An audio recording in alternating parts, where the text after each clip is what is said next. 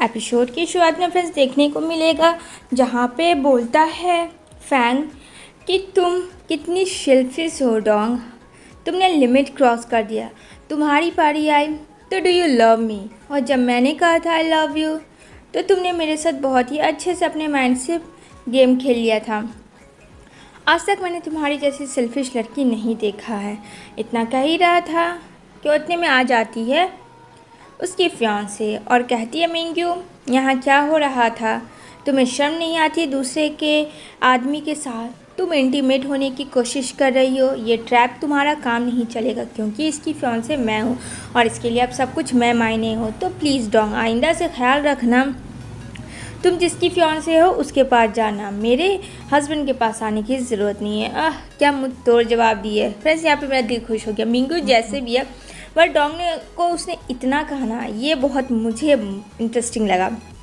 यहाँ पे वो कुछ नहीं बोलती है, यहाँ पे कहती है चलो यहाँ से, तो कहता है हाँ चलो। वो अपना हाथ पकड़ता है और जाने लगता है। तो यहाँ पे बोलती है मिंग्यू, मेरी वार्निंग याद रखना वरना मुझसे बुरा कोई नहीं होगा। बहुत कूल परफॉर्मेंस। और उसके बाद वो वहाँ से जाने लगता है।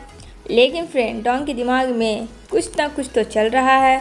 तभी यहाँ पे वो बोलती है गवर्नर रुको, मुझे तुमसे बात करनी है। यहाँ पे बोलती है मिंग्यू, तुम कितनी बेशर्म लड़की हो, अभी मैंने कहा तो तुम्हें ये नहीं हुआ। तो कहती है I believe you governor, trust me I believe you. तुमने कहा था ना मैं तुम पे ट्रस्ट करती हूँ।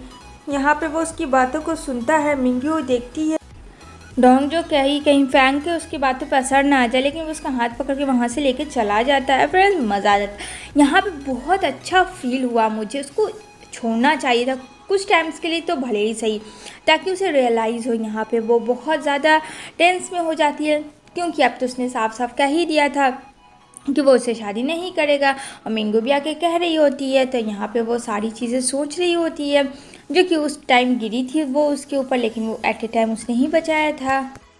उसे बहुत अजीब फील हो रहा होता है, लेकिन वहाँ पे देखती है गवर्नर के उधर जा रहा होता है डॉक्टर चेन। यहाँ पे वो डर जाती है कि आखिर क्या बात हो गई जो गवर्नर चेन इनके वहाँ डॉक्टर आया हुआ है, कहीं उसकी तबीयत बहुत ज़्यादा ख़राब तो नहीं हो गई, कहीं उसे कुछ हो तो नहीं गया। मतलब ये सोच रही होती है और यहाँ अपने रूम से गायब हो जाती है क्योंकि वो सीधा चली जाती है।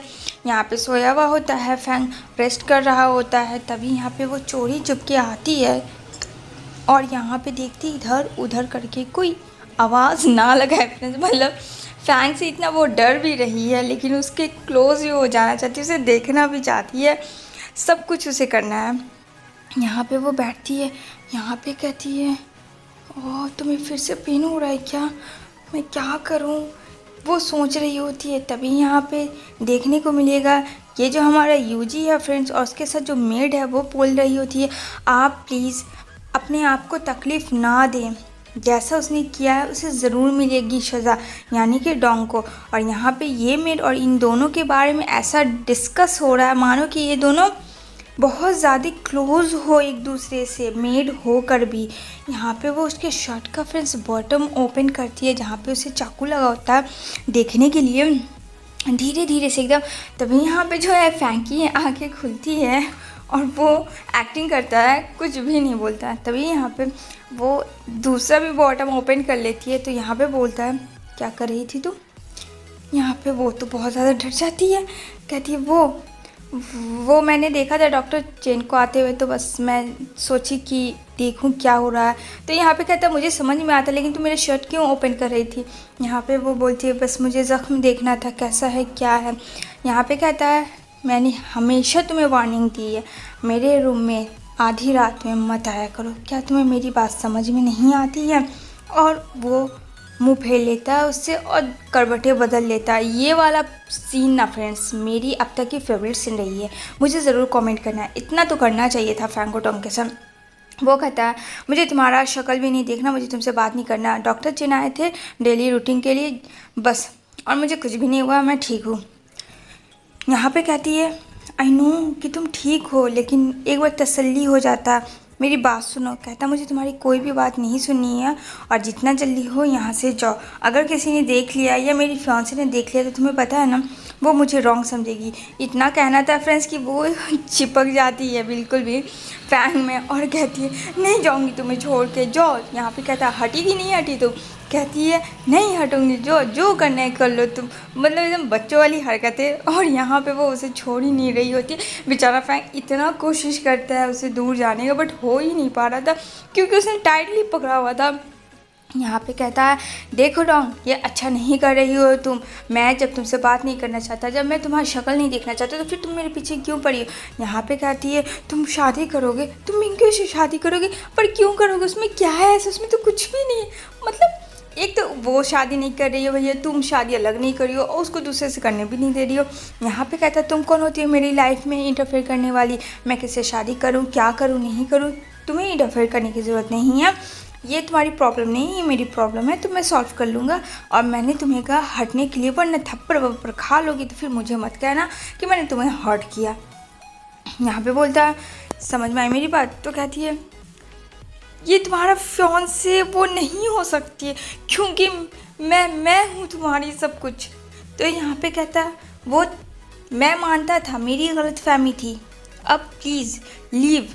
और यहाँ से वो ज़बरदस्ती उठ के बेड से बाहर आ जाता है।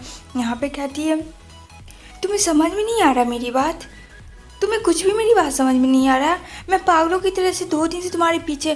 तो फ्रेंड्स वो 2 दिन से पागलों की तरह पीछे, और यहाँ पे फैंग डोंग के पीछे कितने टाइम से है। यहाँ पे फिर से वो चिपको आंदोलन की तरह पीछे से हक कर लेती और कहती है मैं तुम्हें नहीं छोड़ूंगी, नहीं छोड़ूंगी। वो तुम्हारे फियांसे नहीं है, मिंकी तुम्हारी फियांसे नहीं, मतलब उसकी एक ज़िद थी।